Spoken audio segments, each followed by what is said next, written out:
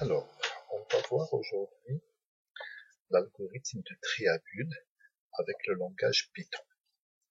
Alors, on a une liste de nombres réels qui ne sont pas classés, qui sont mélangés. Donc là, c'est cette liste-là, la liste de départ. Et l'objectif, c'est de classer cette liste, ou bien de classer les nombres de cette liste dans l'ordre croissant. Alors, je commence d'abord par donner une représentation graphique de cette liste. Alors ici, en abscisse, il y a la position dans la liste, position 1, position 2, 3, 4, jusqu'à la position 10. Et puis ici, en ordonnée, on a tout simplement des nombres de la liste. Alors par exemple, le nombre 5, il est dans la position 1, donc il est représenté par un segment de longueur 5 unités. Après, il y a 7 qui est en deuxième position, et ainsi de suite. Et j'ai relié les sommets de ces segments pour faire une enveloppe et pour voir que lorsque la liste n'est pas ordonnée, n'est pas classée, ben tout simplement ça fait pas mal de nombres qui dépassent. C'est-à-dire c'est pas homogène, on voit quand même que qu'il y a une certaine hétérogénéité dans la répartition des sommets. Alors, on va imaginer que, par exemple, ici et là, on a comme une bulle d'air, et pour homogénéiser l'enveloppe, pour qu'elle devienne homogène, eh bien tout simplement, il faut pousser ces bulles-là pour les faire sortir vers la droite. Et donc, on va commencer par pousser celle-là. Elle arrive donc à son tour, elle va pousser celle-là. Et puis celle-là, quand elle arrive à ce niveau-là, elle va pousser celle qui est la plus grande. Et après, celle qui est la plus grande va s'acheminer tout doucement vers la droite. Et donc, c'est ça le principe de cet algorithme. C'est pour ça qu'on l'appelle d'ailleurs algorithme de tri à bulles. Alors, comment ça marche? On commence à parcourir la liste à partir du premier nombre, celui-là. Et on va comparer à chaque fois, c'est-à-dire le nombre, avec le nombre suivant. S'ils sont classés dans l'ordre croissant, on ne fait rien. Donc c'est le cas ici, ces deux-là sont classés dans l'ordre croissant, donc on avance vers celui-là. Et donc le deuxième, on va le comparer avec le troisième. Alors là, vous remarquez que le deuxième et le troisième ne sont pas classés dans l'ordre croissant. Et bien tout simplement, ce qu'on va faire, et c'est pour ça que j'ai mis comme titre premiers échanges, on va échanger les positions de ces deux-là. Celui-là qui est le plus grand va se mettre à la position 3 et le plus petit va se mettre à la position 2.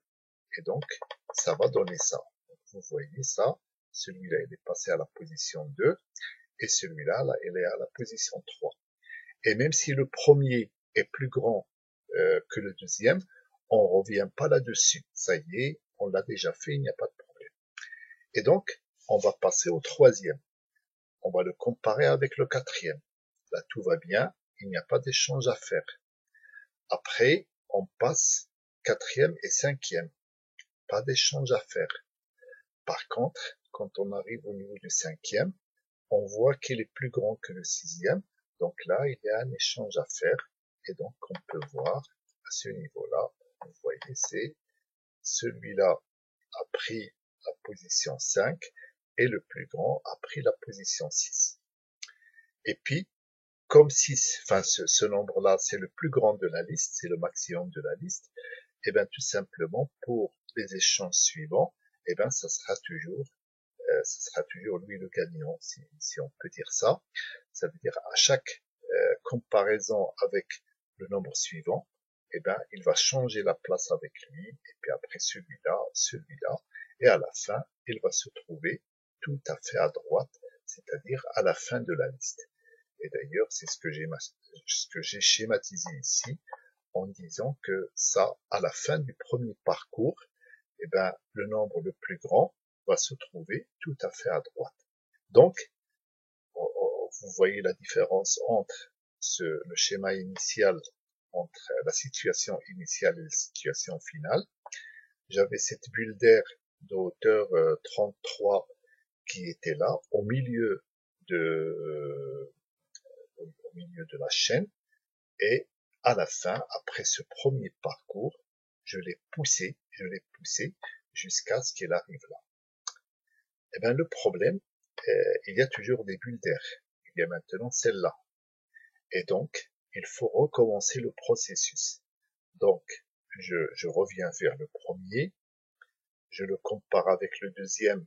Donc là, je vois qu'il y a un échange qui va se faire.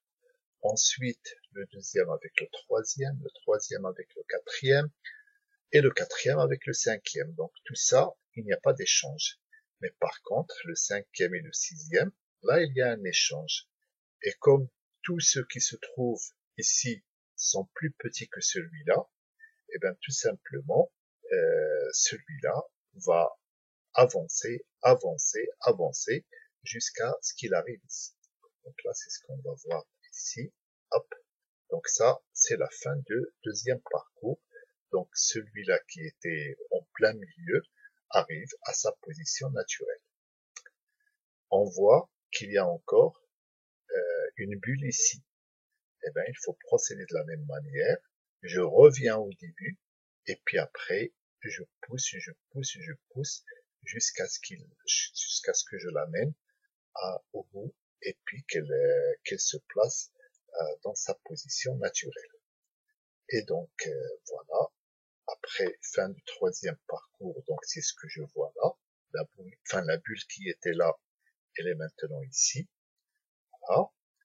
Alors, malgré ça, malgré tous ces efforts, il reste encore une bulle ici. Et donc, on procède de la même manière, et à chaque fois que l'ordre n'est pas établi, et à chaque fois qu'il y a une bulle qui persiste, eh bien tout simplement, on va recommencer le parcours. Et puis à la fin, normalement, on va arriver à ça, c'est-à-dire il y a une enveloppe qui est homogène, et il n'y a pas de bulle, il n'y a pas de nombre qui dépasse, et puis bien sûr, les nombres de la liste sont classés dans l'ordre croissant. Voilà. Alors, donc je vais vous montrer déjà, avant de vous expliquer le programme, je vais vous montrer une petite animation pour voir comment ça marche, comment ça fonctionne. Et donc là, je mets juste ça et j'exécute le programme. Et là, je vous laisse regarder, je vous laisse admirer comment ça marche. Donc vous voyez à chaque fois les opérations d'échange qui se font. Maintenant, voilà, on arrive à la bulle, elle s'échange, et puis après, elle avance.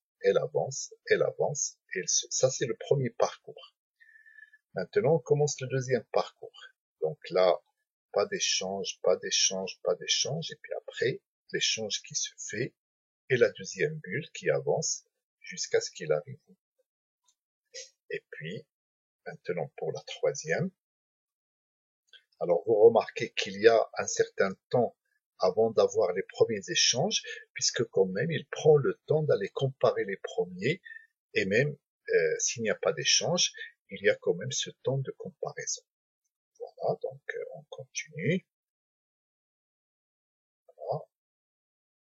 Et c'est l'inconvénient de ce programme. Même s'il y a une partie de la liste qui est déjà ordonnée, eh ben, il est obligé de revenir à chaque fois au début de la liste. Voilà. Alors c'est presque fini. Voilà, encore un petit effort.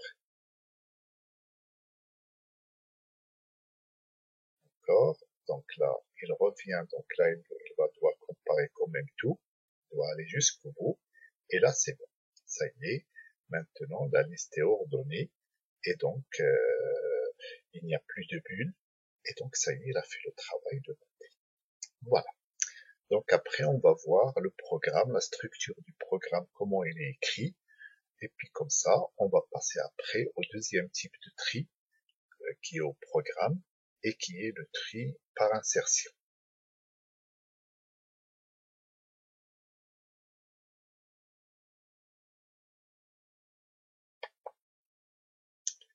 Alors, le programme, je reviens dessus. Alors, donc, je vais le faire sous forme d'une fonction. Et alors je vais agrandir un petit peu pour pouvoir lire. Voilà. Alors, je commence def pour définir une fonction et je vais l'appeler la fonction bune. J'enlève le bis puisque je vais vous présenter juste la fonction dans sa version simple sans la représentation graphique. Alors, donc, le paramètre d'entrée, c'est une liste de nombres que je vais appeler L. Et donc, la première chose que doit faire le programme, c'est de chercher combien il y a d'éléments dans cette liste, combien il y a de nombres dans cette liste.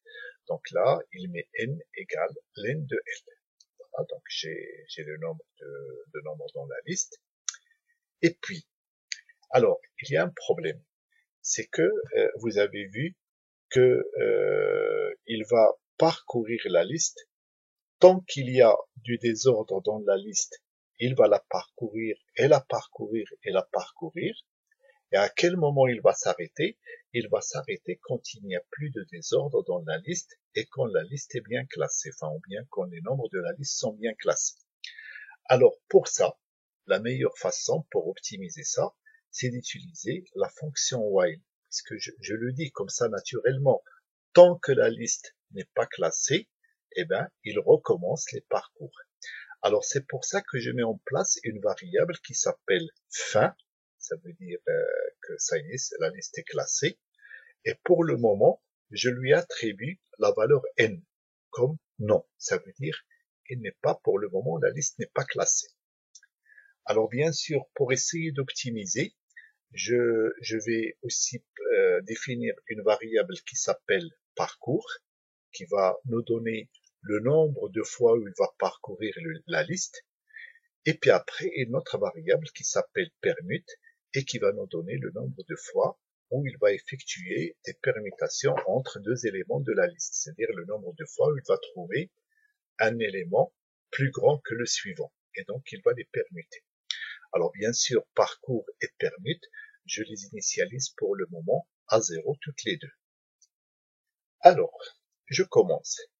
Je lui dis, tant que la variable qui s'appelle fin porte la valeur n, eh bien, il doit faire le travail qui est là. C'est-à-dire, il doit parcourir la liste et échanger à chaque fois deux éléments qui ne sont pas rangés dans le bon ordre. Par contre, là, je vais faire une petite astuce pour qu'il puisse s'arrêter, puisqu'au départ, je commence, mais je ne sais pas si la liste elle est vraiment ordonnée ou non. Et donc, tout de suite, avant de commencer le travail, je vais changer la valeur de cette variable fin et je vais mettre O. O comme oui. Ça veut dire, je fais comme un raisonnement par l'absurde, je dis, tiens, je vais considérer que la liste est ordonnée et je vais juste vérifier. Si ça marche, si je parcours toute la liste et que je trouve qu'elle est ordonnée, donc je vais m'arrêter là. Donc ça va permettre à while de s'arrêter.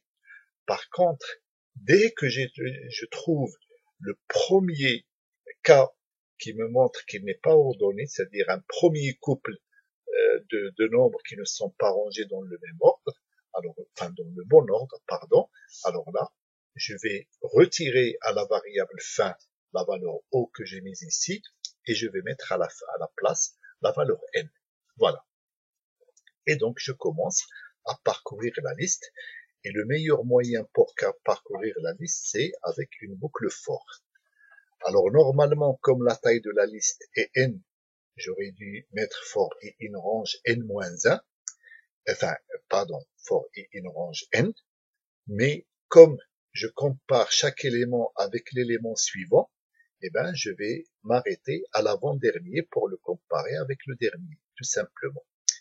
Et donc, c'est pour ça que je m'arrête à n-1, tout en sachant que sur Python, bien sûr, si on commence à 0, le dernier élément de la liste, il est indexé n-1, et l'avant-dernier, il est indexé n-2. Donc, il va s'arrêter à n-2 et il va le comparer avec l'élément n-1 qui est le dernier. Alors, À chaque élément, donc voilà, j'écris ce que je disais tout à l'heure, à chaque élément, il va le comparer avec l'élément suivant. Et s'il trouve qu'un élément sur lequel il est plus grand que l'élément suivant, donc c'est ce que j'ai mis là, if L de I est strictement supérieur à Li de I plus 1, la première chose d'abord qu'il doit faire, c'est de donner l'alerte. Attention, l'information que j'ai donnée au départ, comme quoi la liste est ordonnée, elle est fausse cette information. Donc, il dit ça en disant fin est égal à n.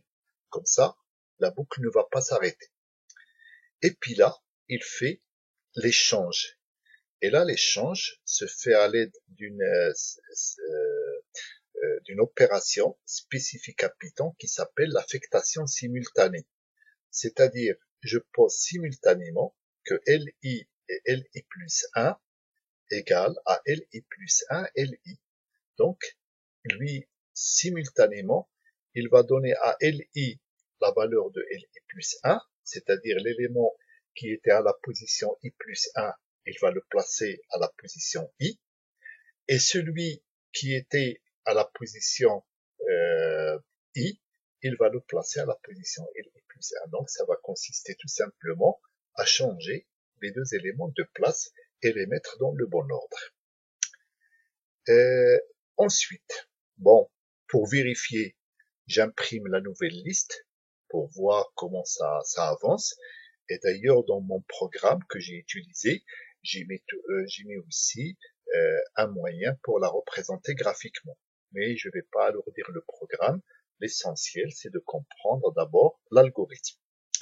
Et là, je dis que comme je viens de faire une permutation, je vais augmenter le compteur des permutations de 1. Je mets permute est égal permute plus 1, parce que je viens de faire une permutation supplémentaire. Sinon, alors je mets pas else, c'est pas nécessaire, puisque sinon c'est Li et Li plus 1 sont rangés dans le bon ordre, eh bien il n'y a rien à faire.